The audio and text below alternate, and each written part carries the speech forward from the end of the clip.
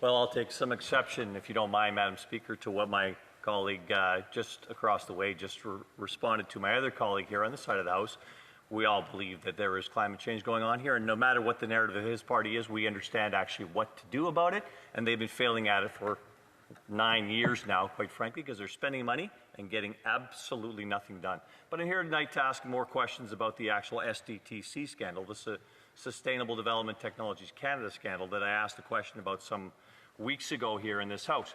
Now, let's revisit the timeline on this, if you will, Madam Speaker, because this started in early 2023 when a whistleblower at SDTC actually came forth and said there were significant malfunctions happening there and conflicts of interest and money going out where it should not go out. Then in December 2023, that whistleblower actually appeared before Parliament, a parliamentary committee, and disclosed exactly what was going on. It was evidence for everybody. Then following that, on the 4th of June 2024, SDTC was disbanded as an organization and rolled into the NRC as far as what it was doing, dispensing funds for green innovation in Canada. Not to precede anything, but suddenly on 6th June 2024, the Auditor General came out 2 days later and actually ruled in a report that effectively there was a whole bunch of conflict of interest. $76 million in funding was tied to conflicts of interest. Another $60 million of funding was into projects that were not even eligible for the requirements of the program. Just a complete schmozzle of a program, if you will. And that's what we're doing here in Parliament right now. Subsequently as well, on the 24th of July 2024, the Ethics Commissioner actually ruled that the chairman of SDTC, Annette Verschaeren, was in violation of ethics guidelines, and she'd approved grants to her own firms through that SDTC funding mechanism. Now, this is interesting because, of course, you go all the way through this piece. This is about granting funds to an organization. This came to the House of Commons as we're looking for these documents to see exactly where these funds have gone and the actual entities that have benefited from this, and of course the connected individuals, all of whom seem to have liberal connections. And this is why we want the documents in front of the House of Commons. The Speaker himself fully ruled on this, that this government defied the authority of Parliament by refusing to hand over documents relating to SDTC. This House of Parliament, the House that is supreme in our democracy, voted majority to get those documents in front of Parliament, hand them over. We're supposed to turn them over to the law clerk, who will then distribute them to the RCMP for their investigation in this matter. Hand over all files, communications, and financial records to Parliament's law clerk. Okay, and beyond rare exceptions, as noted, exceptions for the sake of national security, the House of Commons has the absolute power to produce any documents pertaining to the House's budget. And all kinds of protestations from the colleagues on the Liberal side that, in fact, you know, this is something we can't do at this point in time. The Chair, the Speaker of the House, rejected every argument, and still the Liberals are not providing the document. My question to finalize here, what is in those documents that's going to lead to Canadians seeing how much money this government has wasted in its green attempts to accomplish nothing? Parliamentary Secretary to the Prime Minister. Well, thank you, Madam Speaker, and thank you to my honourable colleague, who I respect greatly, and I am happy to respond to his comments regarding Sustainable Development Technology Canada, SDTC. And Madam Speaker, this government remains committed to providing the documents sought by the June 10th House of Commons motion. In fact, the government has already submitted thousands upon thousands of pages of records to the law clerk for onward distribution to the Royal Canadian Mounted Police, the RCMP. I suspect that the member opposite knows this, of course, but they would rather filibuster their own motion and hold up the important business of this House than move forward with the important work of helping Canadians. Quite simply, Madam Speaker, to say that this government is intentionally withholding documentation is a serious accusation, and it is simply false. Madam Speaker, this government has been very forthcoming since the allegations against SDTC first came to light in early 2023.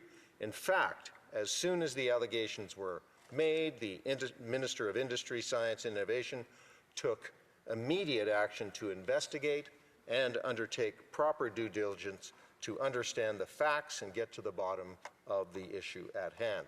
As part of that process, the government worked diligently to respond to the findings of multiple independent reviews of SDTC, including third-party audits, committee studies, and a report from the Office of the Auditor General. I would like to remind the member opposite that SDTC was created by Parliament as an arm's-length organization. This model allowed for oversight, but emphasized that the expertise in identifying clean tech projects could lie with those within the independent organization with the appropriate expertise. To now claim that the government was directly involved in SDTC is not only inaccurate, but runs contrary to the arm's length mandate that existed with SDTC. That being said, at the conclusion of the various reviews and audits, Madam Speaker, it became apparent that the arm's length nature of SDTC was no longer working and necessitated change, and that's why we announced a new delivery approach for SDTC programming to enhance due diligence. Madam Speaker, it is the prerogative of the RCMP to undertake an investigation, the nature of which no one in this room is privy to. The government is prepared to offer its full cooperation with the RCMP if and when required. At the same time, we are listening to the RCMP, Madam Speaker, when they confirm that handing over documents to the House to be transferred to the RCMP could jeopardize any ongoing investigations. That, I think, gives us all pause for thought, Madam Speaker. Instead of continuing to hold this place hostage with a conservative filibuster, we should let the RCMP investigation continue, free of political interference and involvement, while also referring this matter to committee as directed by you, Madam Speaker, or your fellow speaker. Thank you. The honourable member for Calgary Centre. Well, thank you. Let me dispel a few myths that member threw at us here. Thousands of pages, you said, that have been provided of records, thousands of pages of blacked out documents. This is not transparency at all. This is the way this government actually operates, and it has to change. And as far as the RCMP goes, we all know the RCMP can ignore evidence, and they have not given any indication that they would find that the information provided by Parliament would be out of line. Parliament is supreme, and maybe that member stood for Parliament not understanding his role here, but Parliament is supreme, and we voted to have these documents. We want these documents. But full cooperation, this government does not have. We want to get to the bottom of this because we know there's a number of funds here. We strongly believe there's a number of funds here that have gone to Liberal insiders. We'd like to see where these documents lead. We want to make sure the police know that. We want to make sure they have full access to all the documents. When will they provide all the documentation? The Honourable Parliamentary Secretary. Madam Speaker, let me be clear. This government has zero tolerance for the misappropriation of public funds. The member opposite's accusation that this government has funneled taxpayer money and is obstructing justice is completely false. The Auditor General was clear with her findings and highlighted several areas where SDTC's governance and rules were not followed.